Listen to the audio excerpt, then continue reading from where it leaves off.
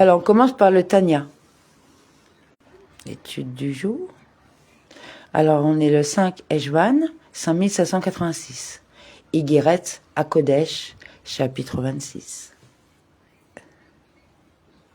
Un autre fait merveilleux, étonnant et surprenant. D'après les termes du verset Ishaïa 29, 14. Je ferai encore avec ce peuple des accomplissements merveilleux, étonnants et surprenants, que la sagesse des sages n'atteindra pas.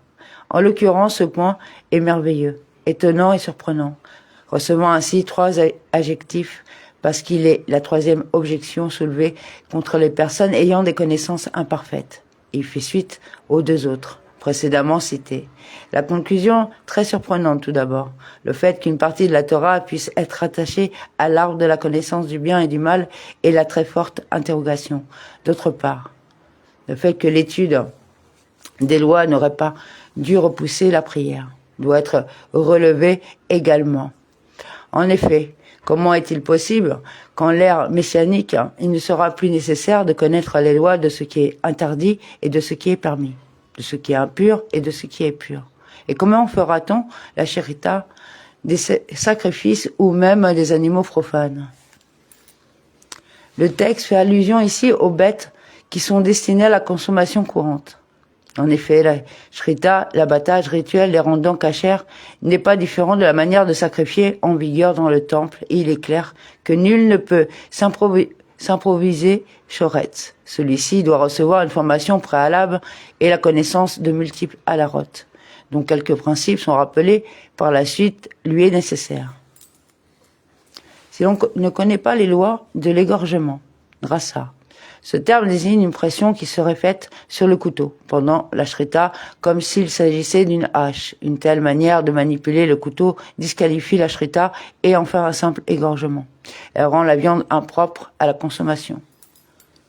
De la possibilité d'enfoncer le couteau.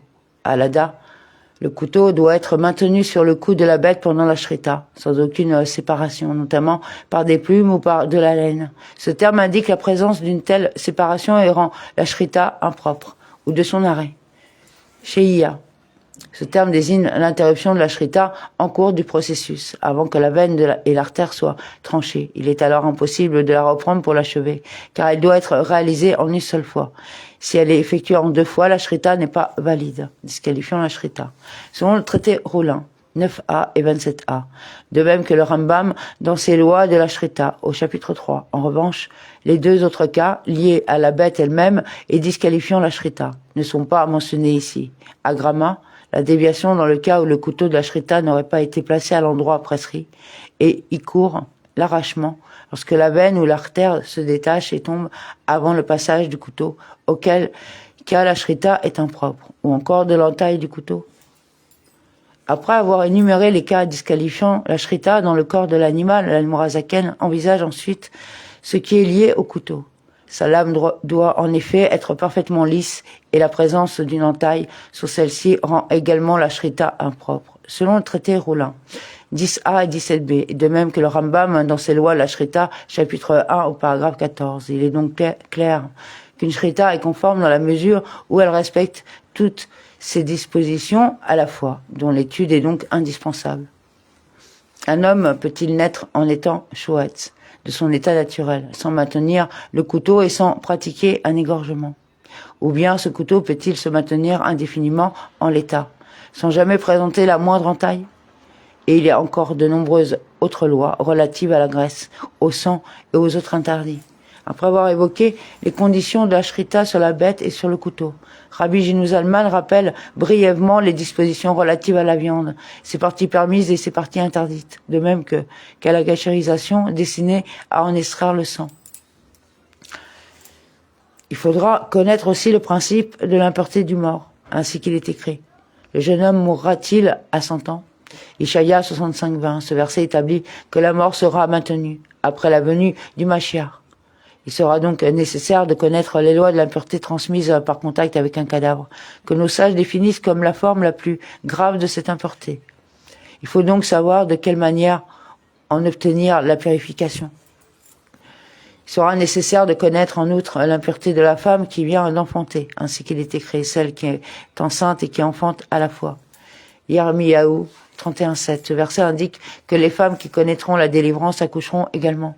Il en résulte qu'il faudra alors connaître les lois de l'impureté faisant suite à un accouchement et de la purification qui vient ensuite.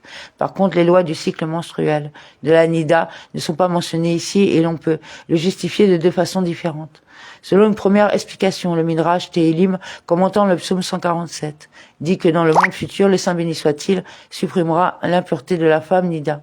D'après un autre avis, la même Midrash Tehilim commentant la fin du psaume 73 cite le verset « La pierre du mur poussera un cri ». Il explique que cette pierre fera savoir à une femme quand elle deviendra nida. Que ce soit l'avis de retenu, on peut, en tout état de cause, en déduire pourquoi ces lois ne sont pas mentionnées ici. Selon le même raisonnement, les lois du Shabbat ne le sont pas non plus, car il est dit à la même référence que la figue s'écrira. C'est aujourd'hui Shabbat, afin de ne pas être cueillie pendant le jour sacré. Ce qui veut dire qu'une femme enfantera chaque jour d'une seule relation conjugale. On verra à ce propos le traité Shabbat 30b et le commentaire de Maharsha, à cette même référence. Selon l'interprétation que le Harizal donne de ce texte, une femme dans le monde futur accouchera chaque jour, parce que le temps de la gestation sera alors amené de 9 mois à 24 heures. Bien plus, une seule relation conjugale lui permettra de concevoir, puis d'enfanter à la fois le jour même et pendant tous les jours suivants. Ainsi, le traité Nida 27a relate qu'une femme donna naissance à 3 mois d'intervalle à 2 enfants qui avaient été conçus lors d'une même relation conjugale. Rachi, en revanche, donne une interprétation différente et considère pour sa part qu'une femme pourra le même jour donner naissance à un enfant et concevoir le suivant. Cette interprétation n'est pas retenue ici car elle ne tient pas compte de l'état d'impureté inhérent à la femme qui vient d'accoucher auquel le texte vient de faire allusion. Malgré cela, la loi interdisant l'impureté en pareil cas ne sera pas modifiée. Ce qui veut dire, selon l'interprétation du Harizal, que ces lois seront toujours en vigueur, qu'il sera donc nécessaire de les connaître, ce qui suppose une étude préalable. Il n'y a pas lieu d'exposer plus longuement ce qui est bien évident puisque l'inverse est clair établi par l'ensemble du Talmud et des Midrashim, en lesquels figure l'objection selon laquelle telle halara s'appliquera uniquement à la période messianique. Selon le traité Sanhedrin 51b et Zevarim 45a, qui demande pour quelle raison il est nécessaire de connaître dès maintenant une halara qui sera applicable uniquement après la venue Mashiach. Une telle question fait bien la preuve qu'après la délivrance, non seulement il sera encore nécessaire de connaître les halarotes actuelles, mais en outre, des halarotes nouvelles s'ajouteront également, car il est dit que Eliyahu viendra lever tous les doutes. D'après le traité Eduyot, chapitre 8 à la Mishnah 7. Bien plus, on peut voir là un des aspects de la joie qu'apportera la délivrance. Nos sages indiquent en effet qu'il n'est pas de plus grande joie que celle qui délivre du doute. Et Eliyahu commentera aussi ce passage selon l'expression du traité Ménarot 45a. Le prophète Eliyahu recevra également pour mission après la venue du Mashiach de commenter certains textes de la partie révélée de la Torah dont le sens à l'heure actuelle reste encore obscur.